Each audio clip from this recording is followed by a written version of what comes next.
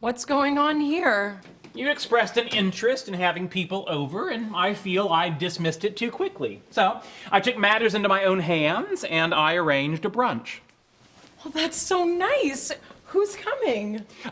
Stuart, Bert from the geology lab, and Mrs. Petrescu from downstairs. You mean the Romanian lady on the second floor? Yes. Oh, fun story. She grew up with 10 siblings.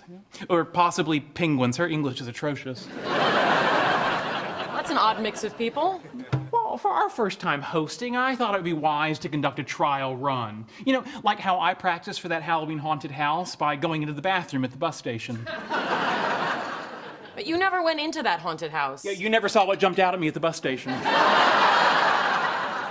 Well, thank you, Sheldon. This is a fun surprise. Oh, well, the real surprise is how surprised you are that I'm great at surprises.